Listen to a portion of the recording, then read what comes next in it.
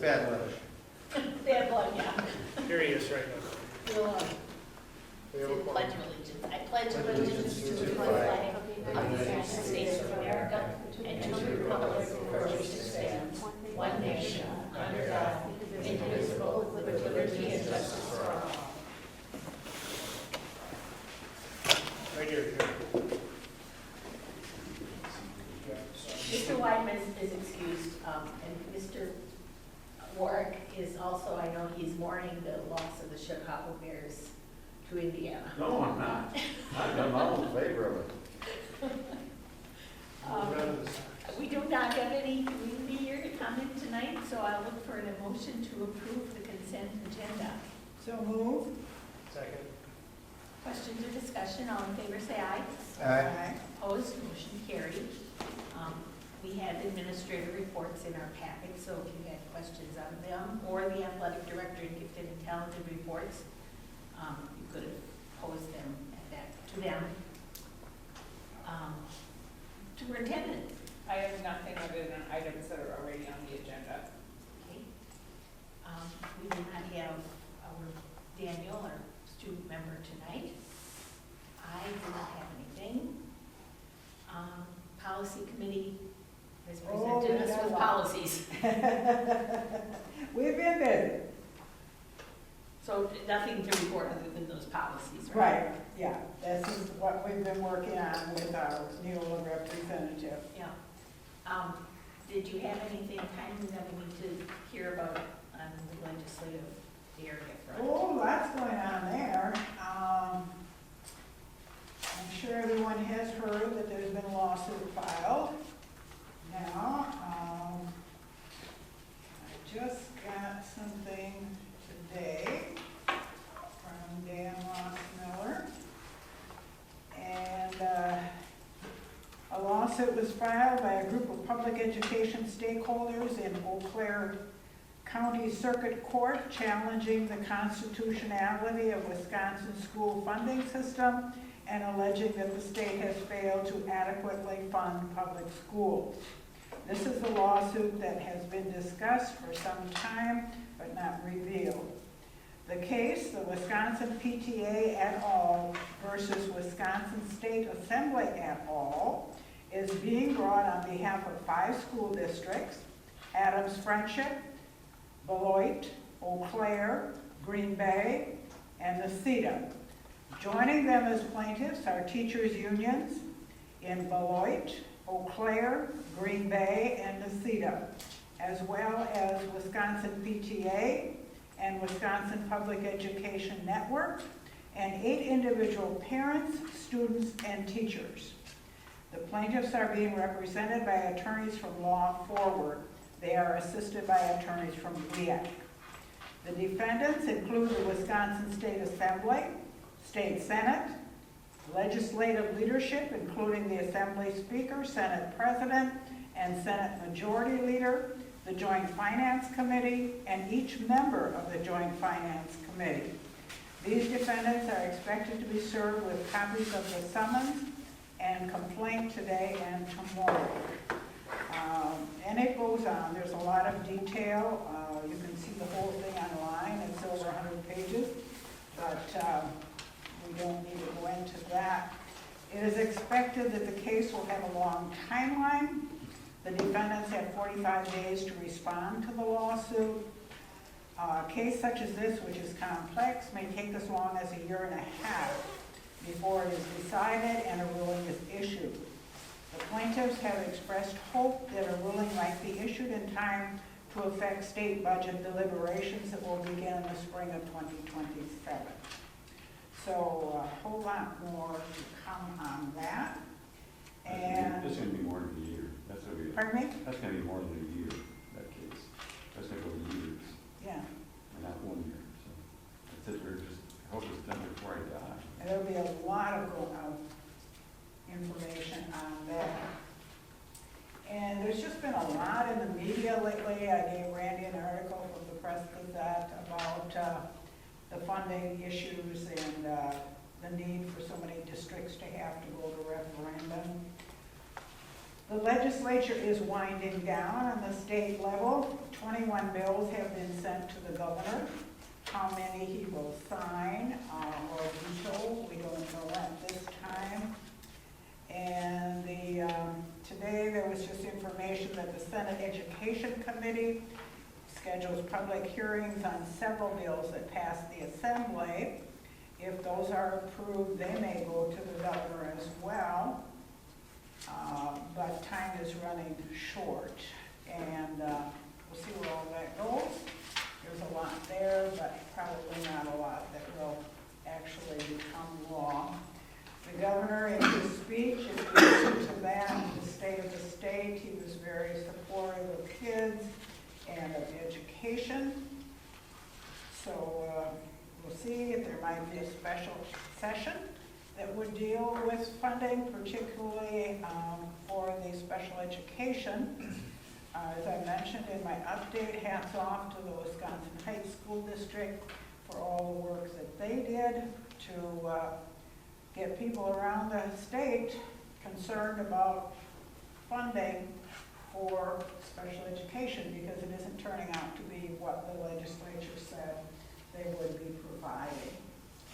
And there was a lot of discussion at the WASB convention regarding that special education funding, and there was even an emergency resolution passed. For the years I've been going to the delegate assembly, we've not had emergency resolutions, but we did have that one this year.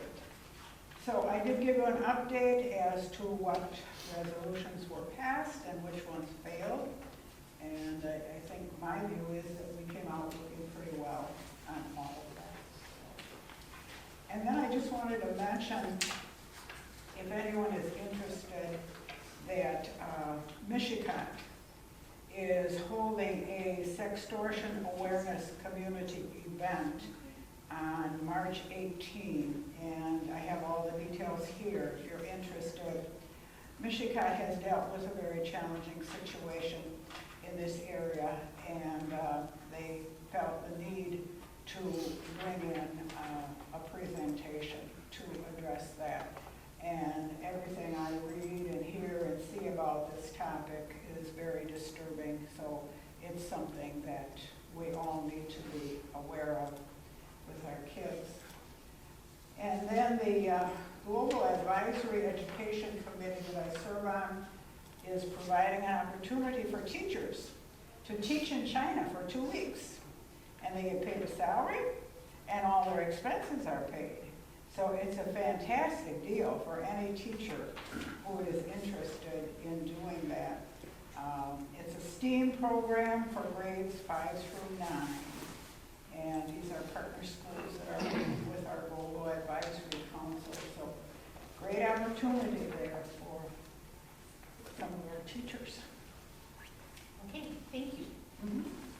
Before we move on, I neglected to read at the beginning of the meeting that the school board would convene to executive session tonight to consider the employment, promotion, compensation, or performance evaluation data over any public employee over which the governmental body has jurisdiction or exercises responsibility. And that will be at the end of our meeting, obviously. We'll move to the old business then, and we have a second reading and first reading of these policies last month, so we're looking to move them ahead for approval unless somebody has further questions or discussion. Is this, okay, we're in section 6? Okay. I just, when I read 3136, personal communication devices, it doesn't make any sense, because it starts by saying students are not allowed to have cell phones, and then it goes on the whole list of exceptions. Well, you can have that, the teacher tells you you can have them. So what criteria does the teacher give them allow them to use cell phones? So currently in the district, we have a cell phone ban for our high school students from the start of the school day to the end of the school day. But let's say if a student in a situation where they need to use the device more as a computer to be able to look up information, or maybe they're doing an activity where they're videoing or really looking at instructional opportunities to use the phone, but currently, we don't do that. Our handbook, our students don't need to do that, but that gives us the flexibility if they would ever need to. They're getting their locker. Yeah, they can't have them in there. Yeah, but to me, by making it accept, I mean, the data is out there so much now from all different directions, that cell phones and kids under 16, it's really bad, okay? And to me, having any type of exception allows the elephant to put the nose under the tent. And because we've heard here before that there are still teachers who will allow the students to use, is that true? But it doesn't say they can do that. We do our best. Jerry? I mean, if we know it, then why don't we? I mean, to me, cell phones are such a huge issue in this time period. A negative issue with students' ability to learn.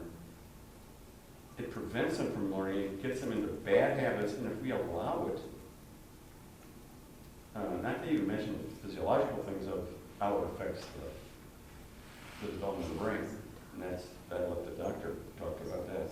But we can just see it in our everyday life, how horrible these things, we had no idea when it started, like many things would happen in the world. It comes out of the box and it goes running down the street before you ever have any idea what's going on. And so to even tolerate it and allowing the teacher to tolerate it, I mean, I think if we find out, I'm certain we can find, who the teachers are.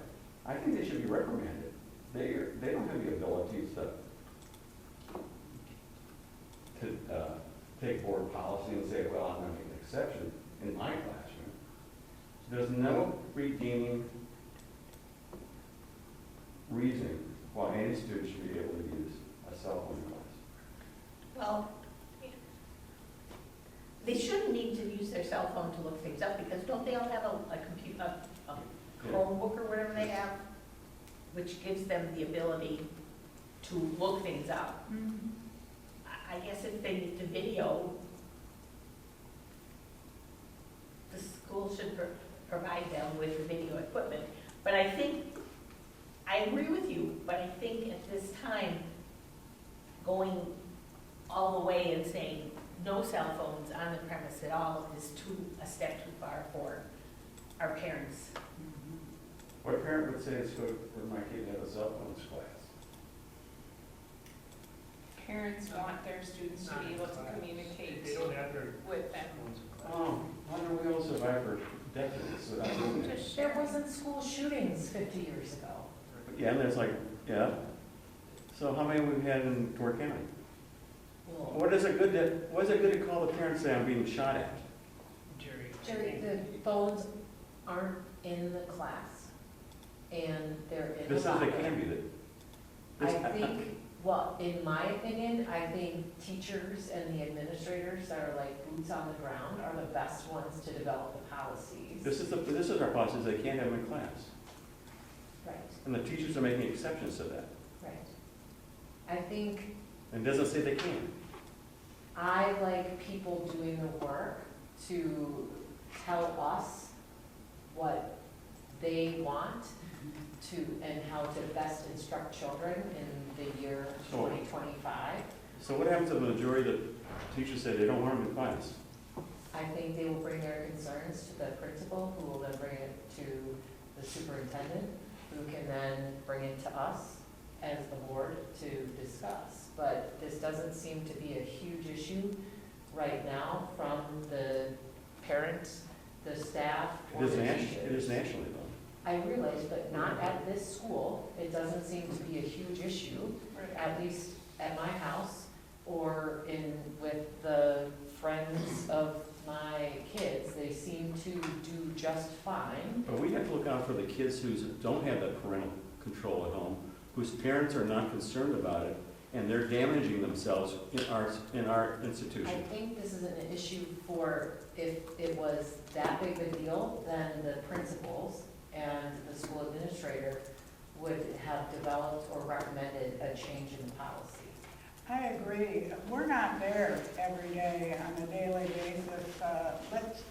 Let the people who work with us all the time deal with it. Okay, so if you say that, then I say, then the policy should include when a teacher can make an exception to this policy.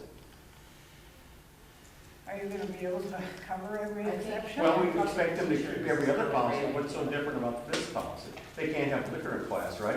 Right. Well, what happens if my teacher thinks, well, you know, I had a good time when I was, if you want to bring in a Well, little it's against the shotgun. law. Huh? It's against the law. That's probably a bad example. Yeah, example. Yeah, But there's not other, I talking mean, apples and apples. We're talking okay. apples I and think apples. teachers should be able to, I think teachers should be able to make an example if it is indeed for Part of the an class. educational Yeah. purpose. But we If know that's it's- not going If on. it's just downtime in the class and the teacher says, go get your phones, I think that's not, I believe it was in my knowledge of what happens, and what comes to my house is that if a kid would bring a phone into class, it would be taken away, or they would be reprimanded, and there would be action taken or punitive things. It's not like we have an issue with that. If kids break that rule, they're disciplined. If there is something that is needed for that, they're instructed, bring your phone to class, and they do that. Otherwise, it is left in their locker. It is a way that in between class, if something horrible is happening, or something needs to happen, or change, or an alert, it is a way. That's the world we live in. So I think we don't have issue. This gives some flexibility, and if it turns into an issue, like it is globally, nationally, then we can address it. But for now, So what criteria do you think the teacher should be able to allocate to these? I'm So not. this is the big you know, issue. Jerry, I can't answer that. We just told it happens. I don't know. Okay. Policy, I'm just saying that. I'm sorry, I just feel I really can, strong when I get about older, this then I issue. can talk to my kid and say, what are instances that you are allowed? Like I said, it's not a, look, we have rules in our house, and we'll bring it to the table, that's, you know, we have. I think if a teacher is teaching a tech ed class and they're learning how to use So the students- functions on the Students phone. are probably tell the I'm teacher. how to trying use to it. think of an example. I know, okay. I think the policy, the way that the policy committee brought the policy forward, if I may speak for the policy committee, is it sets the parameters, and what it allows us to do as an administrative team is to create the student handbook with those parameters for us to define when and if a cell phone would be used in the classroom. I think it's something that our staff has done a phenomenal job, our administration has done a phenomenal job of really managing when devices are used and when they're not used. The legislation that just came out just in this last session tightens it down a little bit more. We already are in compliance with that policy. We don't need to make any adjustments. And when we talk about an example of when it happens, if a student's taking an online course and they're using their personal device for their online course, they need to do two-factor authentication. And to do that two-factor authentication, they need to pull out their phone to be able to do that. So there are times inside of the educational day that our students do need to use the phone.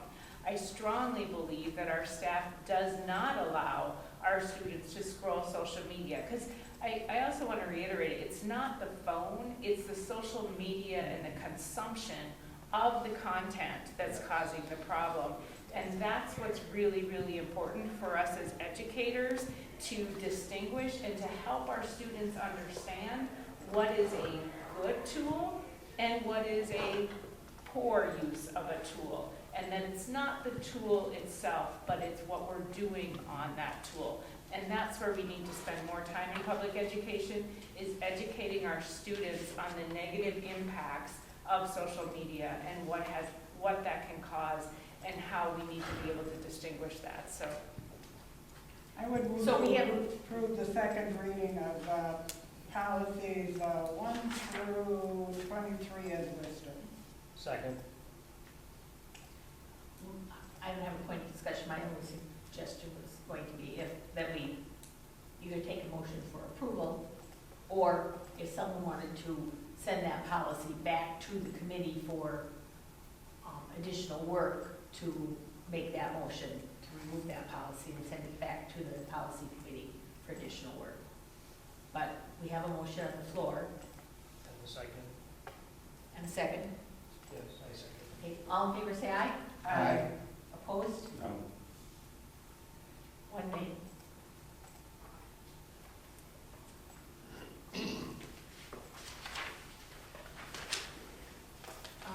We'll move then to new business and discussion on the school nurse option.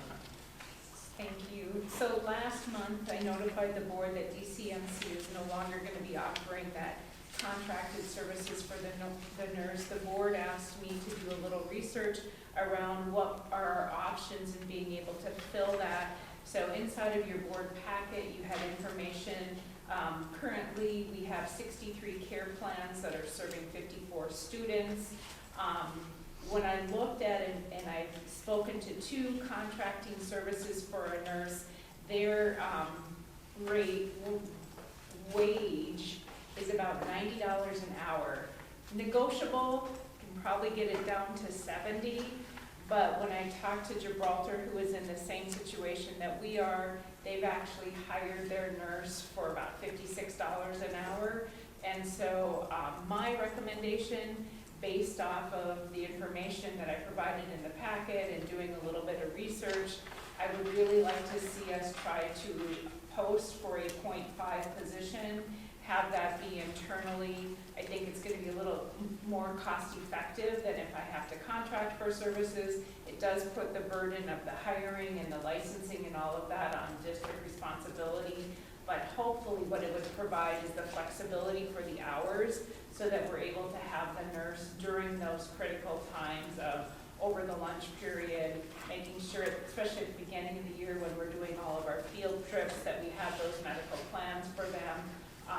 So I'm seeking the board direction on, do you want me to follow up contract-wise and see if I can get a better rate on our contracted services? And then with the contracted services, if we would choose to go that route, they would do the hiring, and we would have the ability then to hire them internally after a year, as long as we maintained that year, that initial first contract. So, but again, Tasha and I have discussed this. We'd really like to see if we can't hire a .5 locally. I would move to approve the posting for the half-time school nurse position. Second. I think that this gives the administration much more control over the situation and to work with what our needs are rather than having to work around a contracted agency, and who knows if you're going to get the same person and the kids don't develop that relationship that they need to have with the nursing staff. I would only recommend the contracted stuff unless you can't hire, then they can be helpful in recruiting and, all that kind of stuff. But ideally to, hire internally. With nursing, obviously, there is the issue with the, state nursing license, but I think that's kind of doable.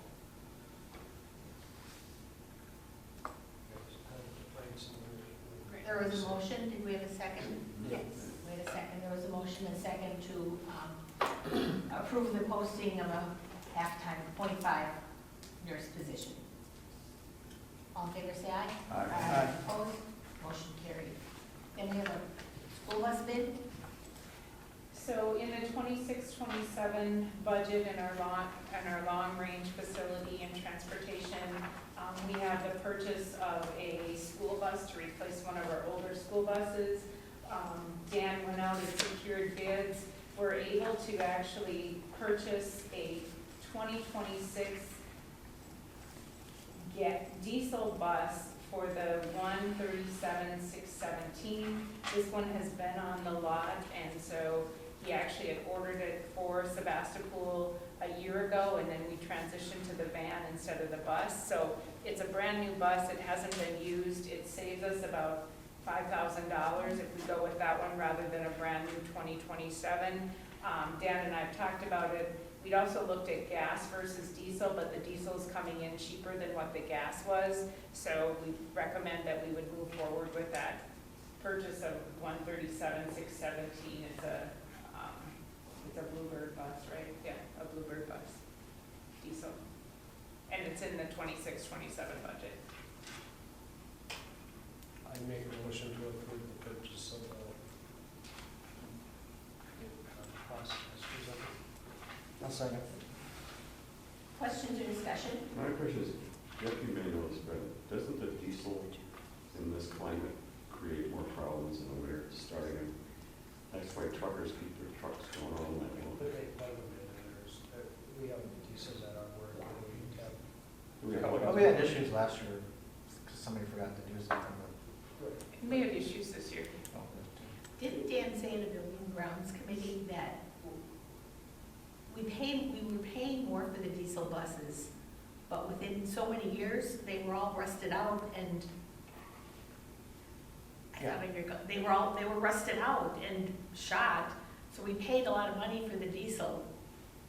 We probably are better off with Yes, a gas powered, so why are we doing this after you already said? Because the diesel's cheaper. because it's So cheaper. our recommendation, Dan made a recommendation to Buildings and Grounds a couple months ago that if we could get a gas, he would recommend going gas. We need to keep the 2 diesels for our long trips. For example, our 5th grade field trip that we take, the diesel is just more efficient, and the diesel also has the storage compartments underneath it where the gas wouldn't. So yes, ultimately we can transition to the gas piece and then not deal with when we have the 20 below and we gel up and causes, safety concerns. But at the end of the day, diesel will run. We've got the electricity out on our parking lots. We can plug our buses in, maintain the filters, putting the additive in the fuel. Our diesels run just fine.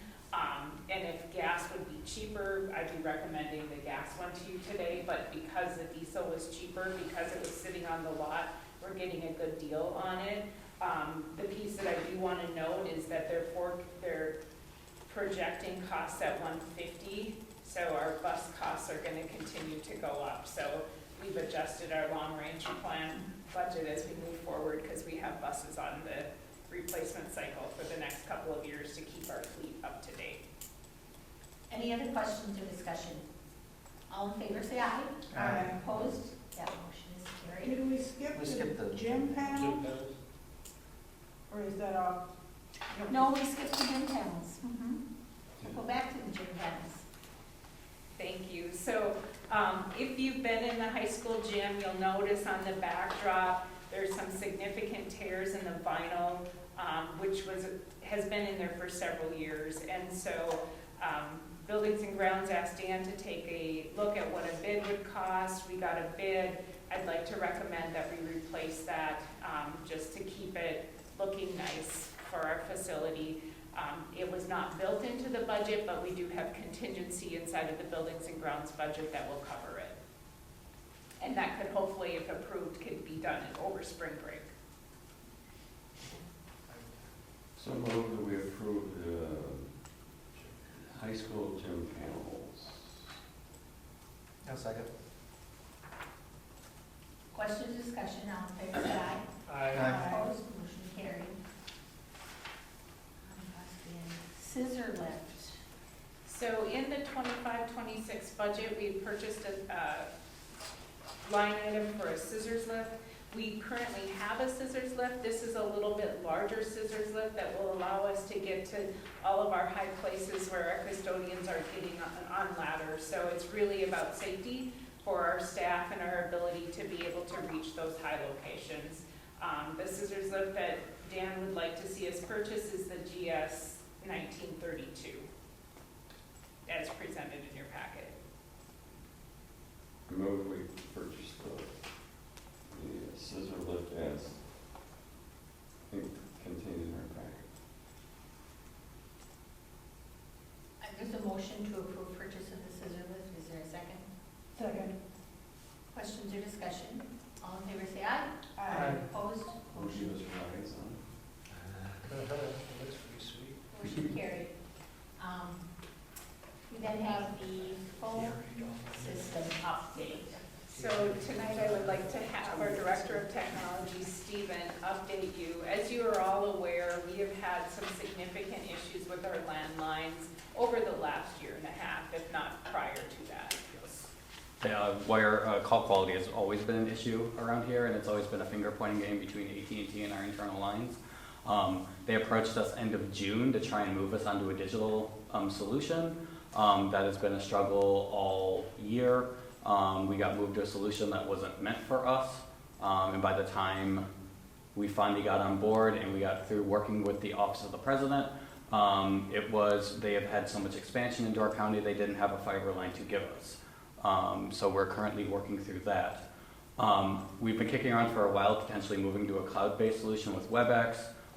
Aside from call quality, it would also give us some more features, specifically on the security side. If an emergency call is placed, dispatch would know exactly what classroom it was coming out of. Teachers would also be able to text to numbers or call from their computers if they couldn't reach their phone.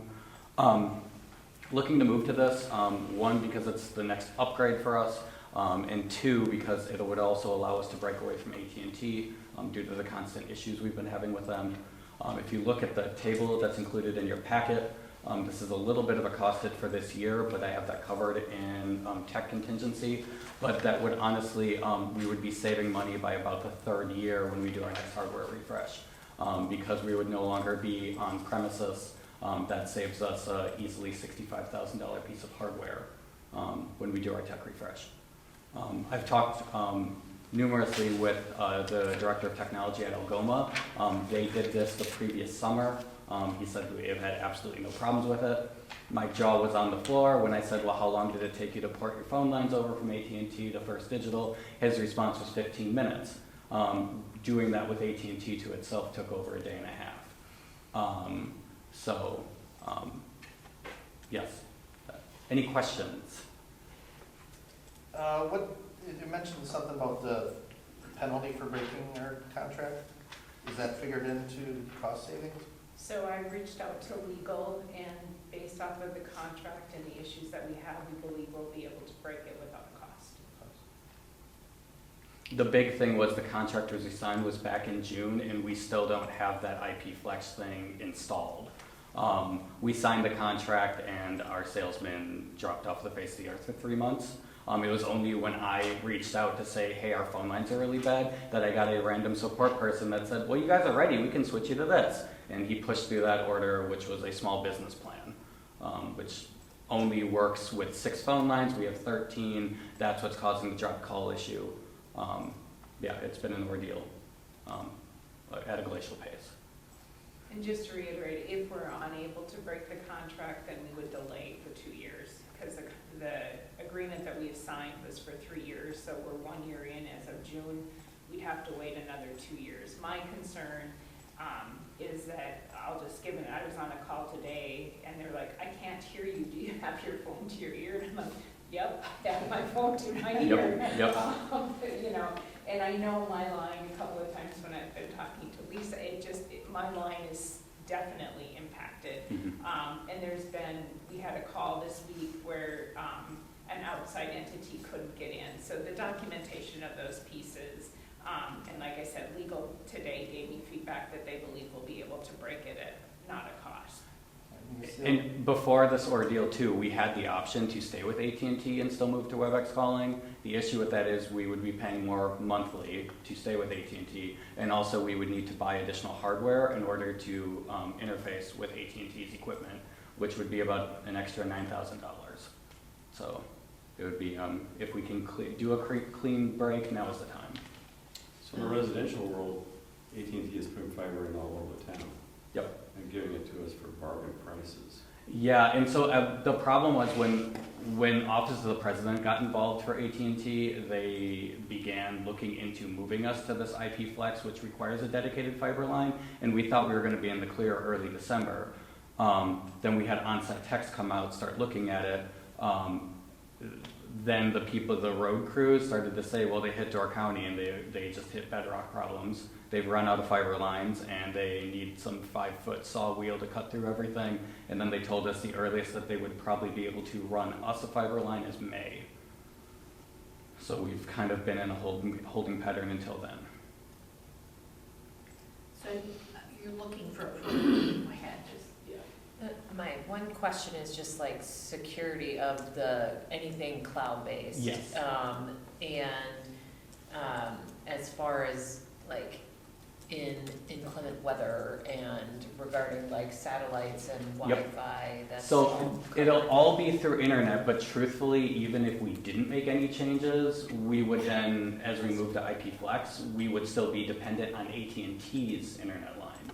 Where this, moving away from that, we're just on WISPNet, which WISPNet, over the past 9 years that I've been in this role, has had maybe 5 outages over the course of that entire time. Only 2 were when students were in the building. The longest one was 45 minutes. Happened during high school lunch. Really good time. Other than that, that's just kind of the nature of the game now. FCC has said that all copper POTS lines need to be out by 2027, and AT&T wants it done by 2026. So either way, internet connection and connectivity is going to be, Okay. could happen. But also on that note, if something were to happen, we would still be able to use like Bright Arrow or another means to contact our families. If we could say like, hey, internet's down at school, we currently can't call out. We still have ways to contact our families. So your carrier would become who? First Digital. First Digital. Another thing I had was, it says that staff can call or text other staff from their computers. Yep. Does that mean that gets treated as district records subject to retention and public records? Yep.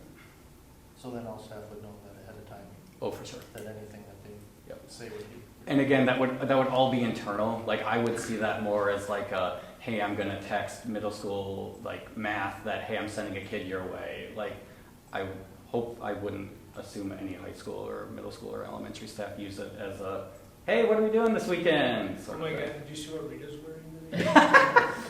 Yes. So you don't have fiber phone now, even though the fiber goes right. in front. So we have fiber, but the phone solution needs its own dedicated fiber. They can't just piggyback off of our WISPNet dark fiber. 'Cause I would have assumed when they brought the fiber and we got fiber, that you had the phone on fiber too, all these No, years. no, all of that, and that's why our call quality has been terrible, especially precipitation. Our phone lines always got really bad when it rained or snowed around here. And then this doesn't have to go out to bid to other things, even though it's over the 10,000 or whatever. You don't have other services. And to kind of do a moratorium on this, to go a little bit beyond this. So currently, our internal servers are hosted on VMware. We have a on-prem Cisco phone server that's virtualized through VMware. A couple of years ago, VMware was bought by Broadcom, and Broadcom's MO was basically, if you can't afford us, we don't want you as a customer. We've had a couple year license, so we've been okay. The idea is that when we can no longer, when that runs out, we will be switching off of virtualization platforms. Our on-prem phone server can only be virtualized on VMware. So basically, it's if we don't move now, in 2 years, we're going to have the same conversation again. Yeah. Or else the other thing is that we are then paying $30,000 annually to host our internal servers instead of prior to the merger, we were getting 3 years for under $30K. Yeah. If you want to know the back end of IT work, it's a lot of fun, a lot of numbers, a lot of companies gouging. Sounds fascinating. Yeah. Thank, Yeah. I thank you for your work on that. Yeah. It's impossible to understand, but thank you for your work on it. It gives us some confidence that you're handling it and you know what you're doing. So, do we have a motion? I would move to approve the phone system migration to web-based as presented. Second. Question to discussion? All in favor, say aye. Aye. Opposed? Motion carried. A discussion on the middle school, high school locker rooms. Just wanted to provide the board an update. This has been an ongoing conversation with buildings and grounds. We are getting some momentum moving forward. We've identified the lockers in the girls' locker room. We've identified the lockers in the boys' locker room. There will be enough lockers in the girls' room that will be able to remove some of those because they're in much better shape than what our boys' lockers are. And basically the girls' locker room, Tasha and I walked through today. Some of them need to have their locks replaced because the numbers are all really worn, but we'll be able to take a bank of those lockers and replace the boys' lockers. We'll still probably need a bid on lockers for the boys' room just because we won't have enough to be able to replace it. But we're going through that step by step. We have contractor coming in on Monday to give us a bid to create the privacy stalls in both the girls' and the boys' locker room. And then once we have that, we'll look at a layout, so we'll bring the administrative team back together. We discovered that even though there's cinder block walls in there, they are not bearing walls. And so we can do some movement of those walls to create the team space that's so important for our athletes, and then possibly get some space for our varsity lockers to have a little bit more space, more in the guys' locker room with the football pads and stuff. But we're moving that forward. We had set aside $60,000 in this year's budget, and then we have another amount set aside for next year. So the combination of this year and next year, we should be able to reface, is what I'm gonna say. We're not making the locker room, a 2026 locker room, but taking a 1960s locker room and getting it up to date and meeting the needs of what our athletes have asked for, our student population has asked for, and our coaches have asked for. So no action is needed tonight. I just wanted to bring this to the table. We'll schedule a buildings and grounds meeting next week after we bring our contractors in to be able to provide some of those costs and then help phase in what is the number one priority, number two, and number three, and what makes the most sense. So, Is that the locker room you and I were at the last meeting? Oh, that's the girls' locker room. Okay, then we have the 2026, 2027 insurance plan update. And this, again, I'm not looking for action, just want to make sure that the board is aware of where we currently are with our health insurance bids. Unfortunately, as a consortium, the original quote back from Purveyor 360 for all four of the district was a 17.9% increase. That's $270,000 annually. Honestly, that's not sustainable with our budget. So as a consortium, we've asked M3, who is our broker, to go back as 3 districts and see what we can get for costs, which is a 6% increase, which is a $15,200 annual increase. Much more palatable, but we'd really like to have some other options. And so currently, M3 is looking at what are other providers, and so they're taking each of us individually as districts to say, okay, Sevastopol, what can I get for you? Is anybody else interested in your contingency yourself? Right now, our usage is at 103%, so it's ticked up a little bit from what we were in November, December. You want your percentage of usage under that 100% to get the best rate, but it is what it is. So we're continuing to look at this. I had thought we were going to get information from the consortium actually this week. They've moved that back, so I'm going to ask that we change the finance committee meeting because we won't have the information by that time, so we'll push that back because there's no point to meet until we actually get some proposals on can we join another consortium. So looking at Kiwani Consortium, are they interested in us as a population? They're looking to increase their membership because, as we know, the larger the membership, it brings your overall cost down. I don't know if they'll be interested in us at 103% usage rate. We did look, as I mentioned in the notes, we looked at the Wisconsin system. The Wisconsin system would be more cost-effective than that 17.9%, but we shouldn't have to be at that 17.9%. So that's just out in the future as we continue to navigate health insurance and know what those options are. And then in individual bids as a district to see if there's another market. Is Aurora interested? Is Bellin interested?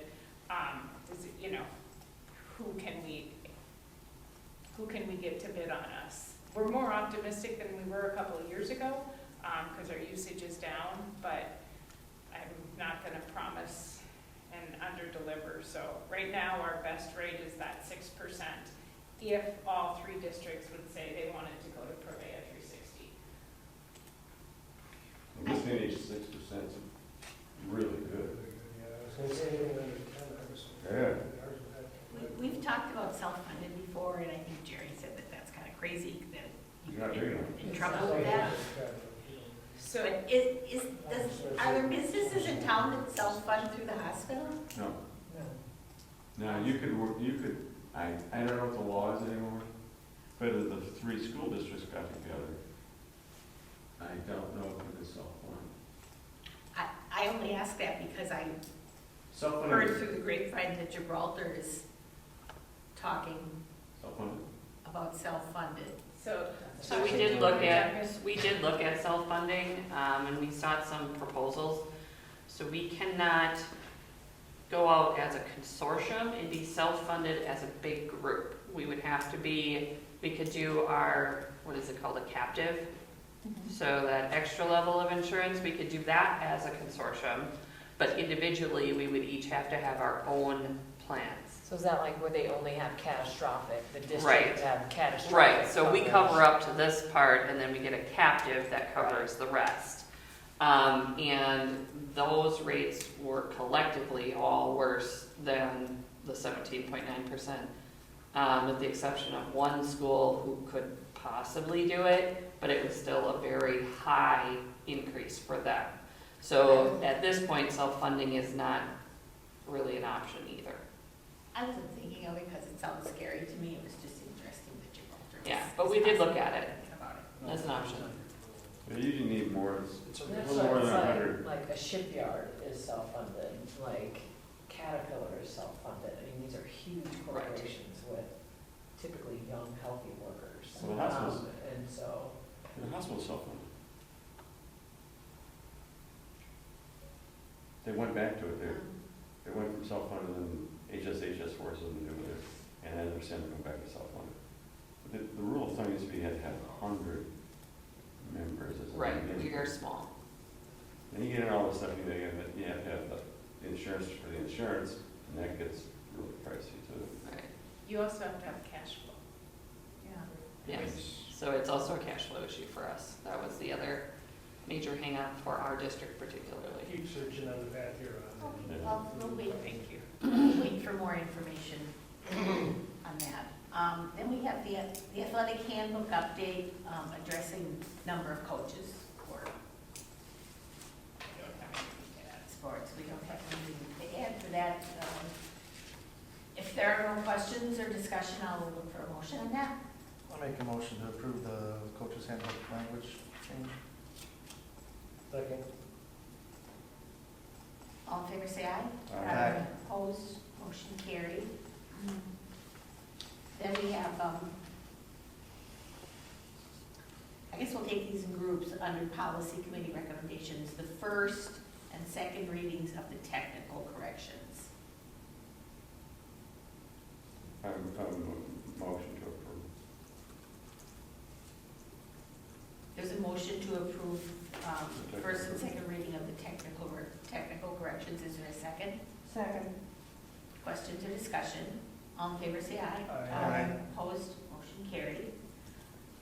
Then we'll do the first reading of policy 5330, administration of medication and emergency care. And this is just because they continue to come with new medicine and forms of new medicine. And so the current policy restricts us to just auto-injectors. So the nurse actually asked if we would modify the policy. Dr. Gaida reviewed the policy and made the recommendation to either remove just the auto-injectors, so it's just epinephrine generic, so depending on whatever form it is, we're able to deliver it. I'd make a motion to approve the first reading of policy 5330. Second. Questions or discussion? All in favor, say aye. Aye. Opposed, motion carried. Then we have the first reading of the school support organizations. I would move to approve the first reading of school support organizations A through H. One second. Questions or discussion? All in favor, say aye. Aye. Opposed, motion carried. Then we have 3 new hires, we'll take those each separately.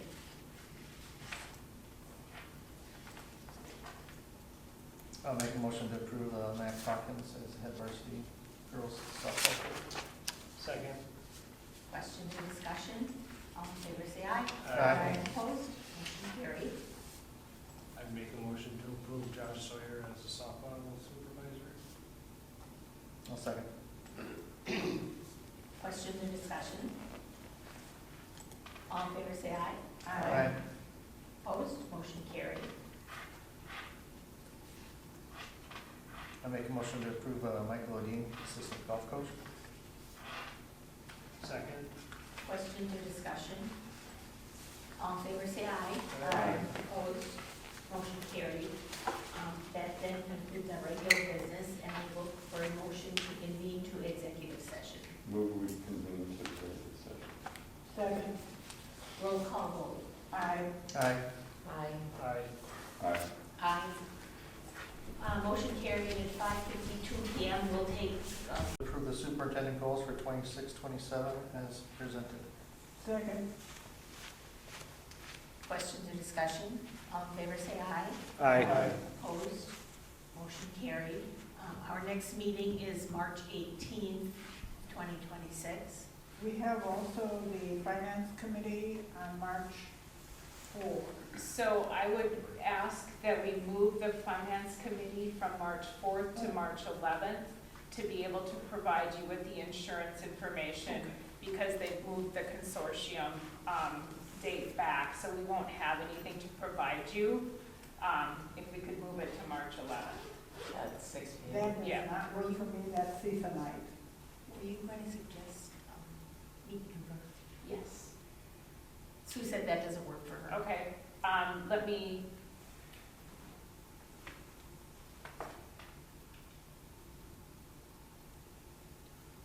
When's our next school board meeting, the 18th or 25th? could we do the 12th? I could do the 12th, yeah.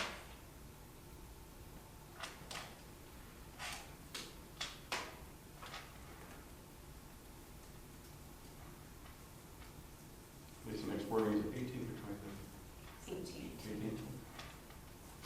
So I would propose the finance committee, which is committee of the whole, for March 12th at 6 p.m. pending Tasha's availability. Thank you. Okay, Buildings and grounds committee, I'd like to do on March 4th, but instead of 6 o'clock, if we could hold that at 4.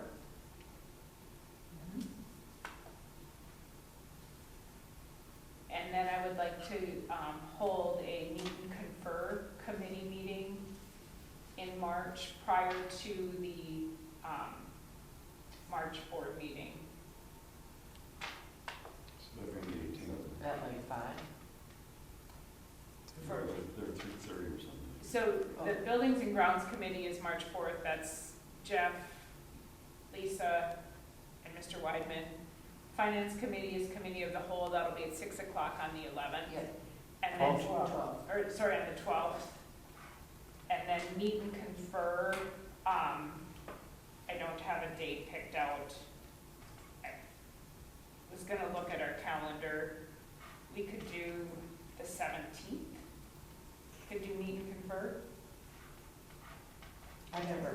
been to one of those, what is that?